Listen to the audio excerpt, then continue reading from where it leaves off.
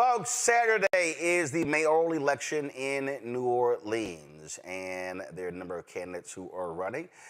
It has been an extremely active early voting period, as you've seen a lot of folks turning out for in early voting. But again, now it all comes down to who can turn the voters out on Saturday.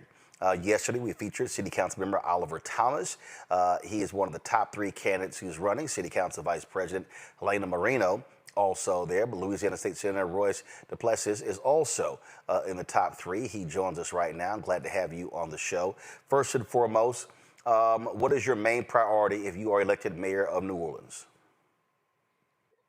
Thank you for having me, Roland. My main priority is to keep New Orleanians in New Orleans. We've lost over 20,000 people over the past 4 years in New Orleans, Roland. That's one of the top and greatest loss of population that any other city has seen in the country in that amount of time. So we have to keep people here because people are packing up their bags and people are leaving the city. So, you know, if we continue down this trend, we won't have the city that we know and that we love. So it's about prioritizing the people who are here. And while we can still have all of the festivals and the events to keep people coming from around the world, the people who live here, who pay taxes here, who are from here, don't need to feel secondary to visitors and tourists. Okay, but so you want to keep them there. How do you do that?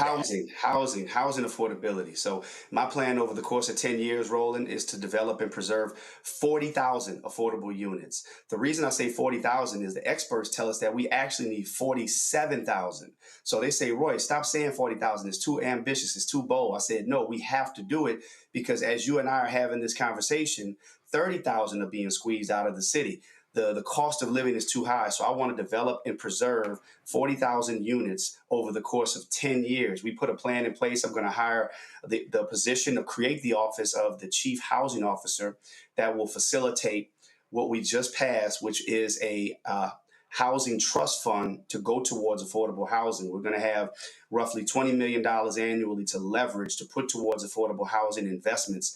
So that's critical, Roland. We have to deal with the issue also of homeowners insurance. I want to create a local fortified roof program to supplement the state program, because what we're going to do in Orleans Parish is if we get more people with fortified roofs that can withstand hurricane force winds, that can also help bring down homeowners insurance for people across this city. So housing is number one priority.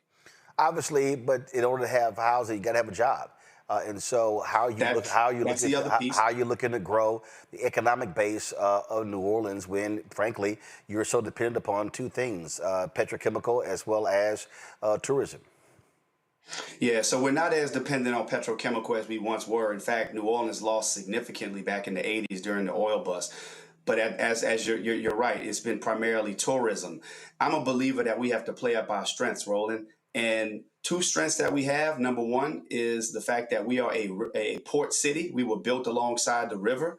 We are a maritime city. So the Port of New Orleans also presents a tremendous opportunity. Currently, there is an investment underway that will create, it's a $2 billion investment for the expansion of the container terminal project. That will be jobs for distribution, warehousing, logistics, jobs on average that pay $80,000. We look at Jefferson Parish, we look at St. Tammany Parish, both just got Amazon distribution hubs. Those Amazon distribution hubs and other businesses like that can go in places like New Orleans East that desperately needs and deserves economic investment. That's a strength that we already have. We don't have to go out and attract new industries because it's already here. We just have to lean in and grow it. Also, healthcare. I talked a lot about the redevelopment of Charity Hospital. You know, Roland, since Hurricane Katrina, Charity Hospital has not been touched.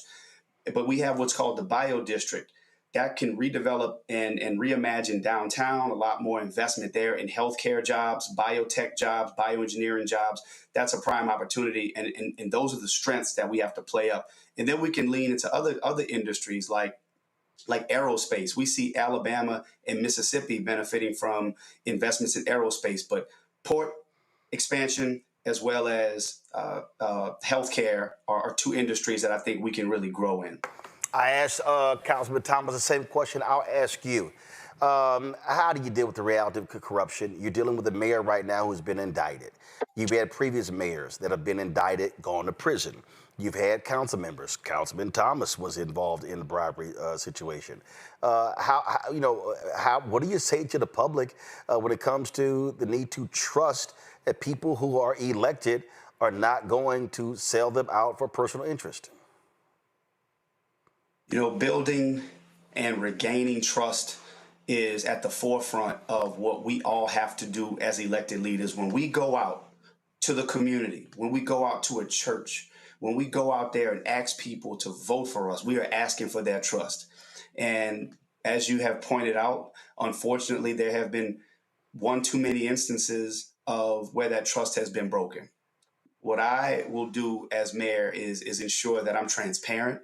I will ensure that I never overpromise, and if there's something that I can't do, I will be honest, and I can accept the criticism. But it's important that we protect that trust, because you know how it's impacted voter turnout. A lot of our people don't vote because they don't trust the leadership. So I recognize that, and I'm sensitive to that. And a large part of why I'm running and why I chose public service is because I want to restore a sense of nobility to public service. I want to restore some faith in the leadership that people send to work on their behalf. Question from my panel. Mustafa, you first.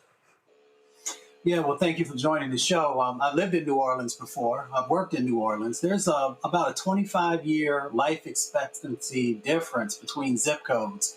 I'm curious how you will help to make sure that that no longer is the reality.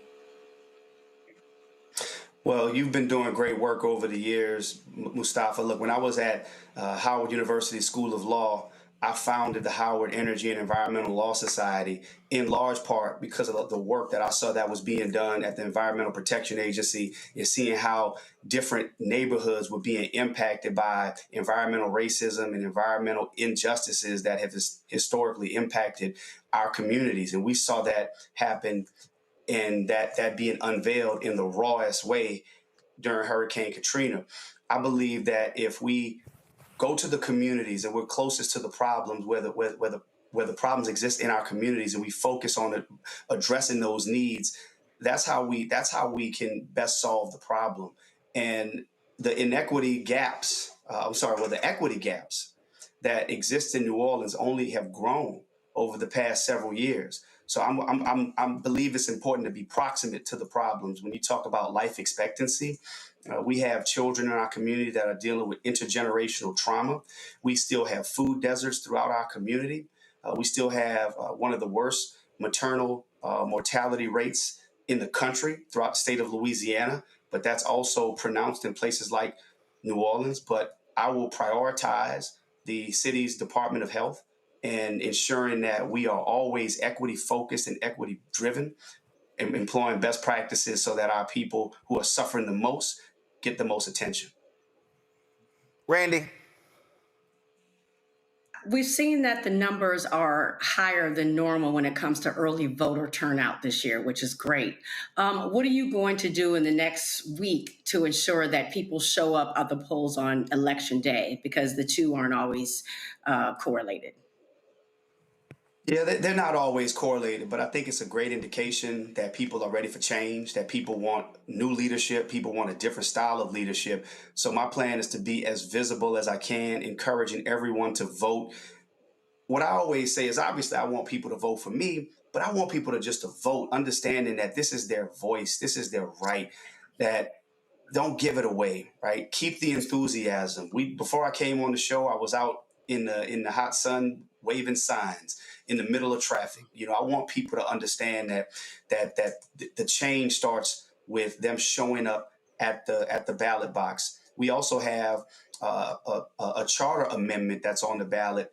In addition to the mayoral election and the city council election, we have what's called the Second Chance Amendment that will protect individuals who've returned home from prison, who've served their time, to ensure that they're not discriminated against for housing, employment, and education. So we want people to be aware and educated about all these things that are on the ballot.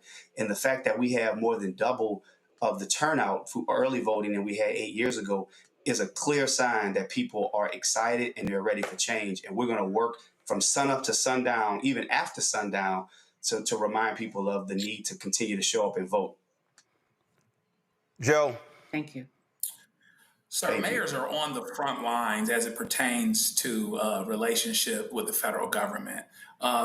Ideally, they would be a positive relationship. There's a lot of opportunity for collaboration, et cetera, moving towards common goals. But you know what we're dealing with in Washington and what mayors are seeing. Tell me how you would deal with Washington, D.C. Stepping in areas that they shouldn't, trying to provoke and pull things down on cities that are inconsistent with the city's growth, with the city's health, et cetera. Take us through that and what you'd see there. Thank you. So I currently serve in the Louisiana Senate, and the Louisiana legislature is basically a microcosm, and it's very similar to what we're seeing up in Washington in terms of this current administration and the MAGA agenda. It's fully in play. So I've had to navigate a very hostile climate and stand up and defend the city of New Orleans, protect the city of New Orleans, advocate on behalf of the city of New Orleans. What we're seeing play out throughout the country in majority Black cities, cities that have Black leadership, cities that are majority Democrat. Right here in the city of New Orleans, y'all probably aware that the governor requested 1,000 troops, federal guard troops, to be deployed throughout Louisiana, but only in New Orleans, Baton Rouge, and Shreveport. So what I would say to the governor, and what I have said to the governor, and what I will say to the president, is that we welcome support. We want support.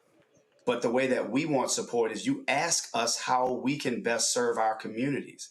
Los Angeles spent $120 million on federal troops. Do you know what we can do with that kind of money? Investing in New Orleans Recreation Department, investing into the housing developments that I'm talking about, investing into economic development and job opportunities for young people.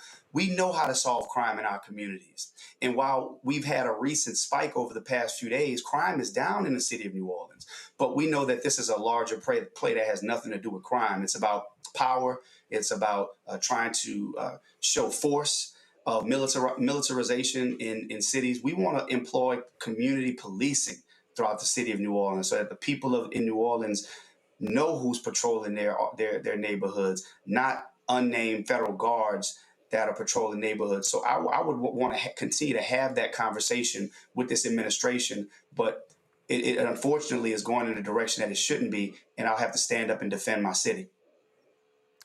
I'll ask this here. You've got your current and former member of Congress, Cedric Richmond, Troy Carter, both of them are endorsing Helen Moreno.